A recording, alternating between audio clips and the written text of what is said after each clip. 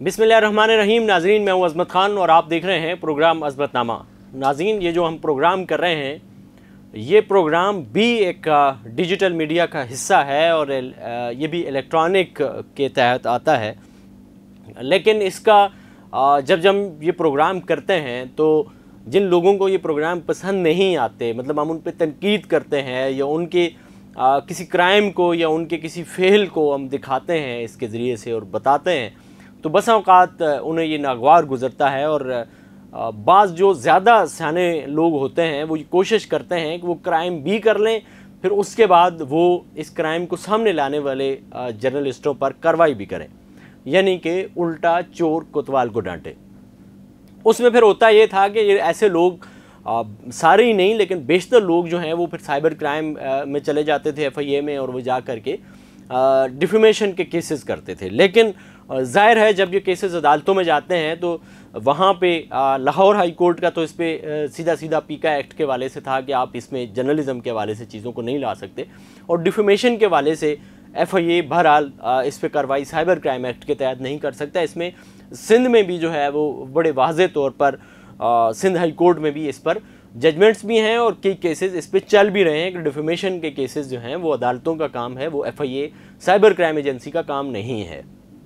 तो ये तो खैर पीका के वाले से बहुत सारी चीज़ें चल भी रही थी, माजी में भी आपने देखा। लेकिन अब एक बड़ी खबर आपके सामने ये रखेंगे कि FIA साइबर क्राइम एजेंसी जो थी, साइबर क्राइम का जो शोबा था उसको बाकायदा से एक एजेंसी बना दिया गया है और उसका नाम रखा गया है national cyber crime investigation agency. इसके लिए बाकायदा एक हफ़्ता कबल नोटिफिकेशन भी गज़ट पब्लिक कर दिया गया है। NCCIA उस गज़ट के मुताबिक इसका नाम है, यानी कि national cyber crime investigation agency. इसके नाम के साथ एजेंसी का लफ्ज़ भी बाकायदा से लगाया गया है और इसके साथ साथ इसमें बाकायदा साइबर क्राइम का भी उन्वान जो है वो इसका हिस्सा बनाया गया है। इस एक्ट को जो ये बाकायदा से गज़ट पब्लिक हुआ है, इसमें बाकायदा लिखा हुआ है कि इसका एक्ट क्या होगा। ये इलेक्ट्रॉनिक क्राइम एक्ट 2016 के मुताबिक ये चलेगा, इसका मामला सारा उसी के तहत तश्कील दिया गया है। और इसमें अभी सूरत हाल जब ये एक नई एजेंसी बन गई है तो एक सवाल सामने आता है कि जो इस वक्त FIA साइबर क्राइम सेल है,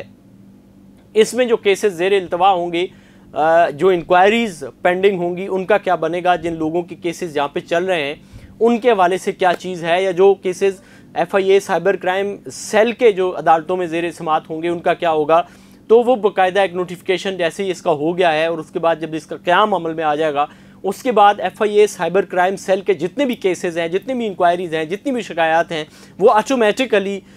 NCCIA के मातहत चली जाएंगी। ये भी बाकायदा से पब्लिक कर दिया गया है। फिर उसके अलावा ये भी बताया गया है कि इसका बाकायदा एक डायरेक्टर जनरल होगा जो ग्रेड 21 का अफसर होगा, फिर उसके नीचे एडिशनल डायरेक्टर जनरल होगा, फिर डायरेक्टर्स होंगे, डायरेक्टर्स के नीचे एडिशनल डायरेक्टर्स होंगे, फिर डिप्टी डायरेक्टर भी होगा और असिस्टेंट डायरेक्टर, और फिर नीचे का जो अमला होता है वो सारे अमले के लोग भी, वो मुलाजमीन भी सरकारी होंगे। अब सूरत हाल एक और सामने आती है कि जब एक इदारा ऑलरेडी काम कर रहा था, आपने एक नई एजेंसी बनाई है,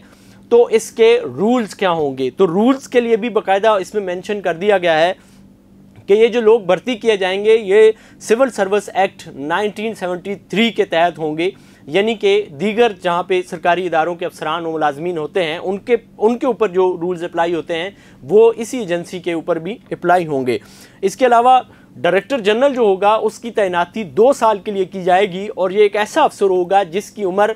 63 बरस से ज़ायद नहीं होगी, यानी कि ये अफसर भी जो होगा वो किसी सरकारी इदारे का अगर रिटायर्ड अफसर भी होता है, लहम आला ये एक ऐसा अफसर होगा जिसको ज़ाहिर है आगे चल करके इसकी हम आपको ये डिटेल भी बताते हैं कि ये किस तरह का अफसर होगा।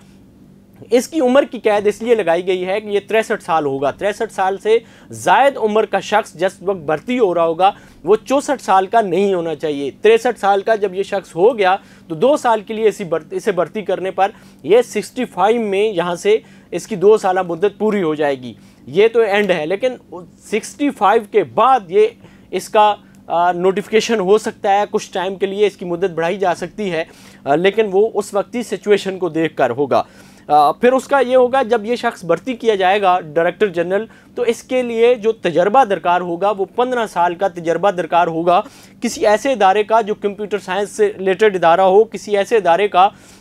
जो इदारा फॉरेंसिक से मुतालिक हो, और ऐसा इदारा जो साइबर टेक्नोलॉजी के वाले से हो, ऐसा इदारा जो कानून के वाले से हो। उस इदारे में 15 साल का इस शख्स का तजर्बा इसकी भर्ती के लिए एप्लीकेबल होगा। अब सूरत हाल ये है कि इस वक्त जो साइबर क्राइम का सेल है FIA का, उसके अंदर जो लोग काम कर रहे हैं उनका क्या बनेगा। तो उनमें से वो लोग जो बाकायदा साइबर क्राइम प्रोजेक्ट के तहत भर्ती हुए हैं, जिनकी डिग्रियां साइबर क्राइम से रिलेटेड हैं, वो लोग ऑटोमेटिकली उनको टाइम दिया जाएगा और वो इस एजेंसी के अंदर चले जाएंगे। और दूसरे लोग जो साइबर क्राइम के अंदर सेल के अंदर मौजूद हैं, जिनका ताल्लुक पुलिस से है, जिनका ताल्लुक सिंध पुलिस से है या फेडरल पुलिस से है, या वो किसी और इदारे से यहाँ पे डिप्यूटेशन पर आए हुए हैं, तो उन लोगों को एक मौका दिया जाएगा और 1 साल का टाइम दिया जाएगा कि वो ख़ुद को इम्प्रूव करें और अपनी डिग्रीज़ जो हैं और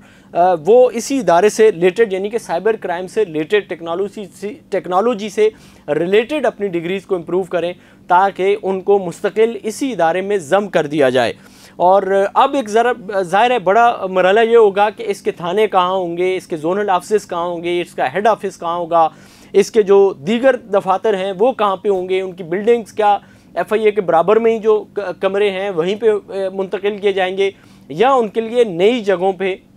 बाकायदा दफातर कायम किए जाएंगे। ये आने वाले वक्त में जैसी डिटेल सामने आती हैं ये भी आपको बताएंगे। और दूसरा ये क्लियर सी बात है कि पीका एक्ट जो है वो वजारत इंफॉर्मेशन टेक्नोलॉजी ने ज़ाहिर है उसको बनाया था, लेकिन ताम ये जो एजेंसी होगी ये वफाकी वजारत दाखिला के मतहत एजेंसी होगी, ये उसके तहत काम करेगी। और अब एक चीज़ तो क्लियर हो गई कि पाकिस्तान में जो बढ़ते हुए सोशल मीडिया के क्राइम है, डिजिटल के क्राइम है, साइबर के क्राइम हैं, उससे रिलेटेड बाकायदा से एक एजेंसी बन गई है। बहुत ज़्यादा तेज़ी के साथ इस वक्त माशरे में इलेक्ट्रॉनिक क्राइम जो है वो तेज़ी के साथ बढ़ते हुए आपको नज़र आ रहे हैं। डेली हमें कोई ना कोई फ़ोन आता है जी कि मेरे साथ ये क्राइम हो गया है, और उसका जब आप अंदाज़ा करते हैं तो पता चलता है वो फ़ोन नंबर तो बंद हो गया है, आपने जिस सिस्टम के ज़रिए से पैसे भेजे थे वो नंबर तो बंद हो गए हैं, आपने जिन अकाउंट्स में पैसे भेजे थे अब वो नंबर ही बंद हैं, अब वो डिवाइसेस बंद हो गई हैं। तो अब इन ऐसे क्राइम के लिए सोशल मीडिया पे कोई फेसबुक पे क्राइम हो रहा है, ट्विटर के ज़रिए से कोई हो रहा है, या लिंक्डइन के ज़रिए से कोई हो रहा है, किसी और इलेक्ट्रॉनिक डिवाइसेस के ज़रिए से हो रहा है, उसकी रोकथाम के लिए बाकायदा ये NCCIA एजेंसी तश्कील दी गई है। और आने वाले वक्त में बाकायदा से FIA साइबर क्राइम सेल जो है उसको ख़त्म करके बाकायदा ये एजेंसी वर्क करेगी, और फिर इसके अंदर फिर लोगों को दरखास्तें देनी होगी और उसके मामलात भी चलेंगे। ये आज की ताज़ा अपडेट थी जो हमने आपके सामने रखी है। आने वाले वक्त में इसी मुतालिक मज़ीद अपडेट्स आने पर आपको आगाह किया जाएगा। आप इस हवाले से क्या राय रखते हैं, आपकी सोच क्या है, आपके ग्रीवेंसेस इस पर अगर कोई हैं तो वो क्या हैं, ये ज़रूर आपने कमेंट सेक्शन में बताना है, ताकि आने वाले किसी व्लॉग में इसको एड्रेस किया जा सके। इसी के साथ अपने मेज़बान अज़मत खान को दीजिए इजाज़त। अल्लाह ने के मान।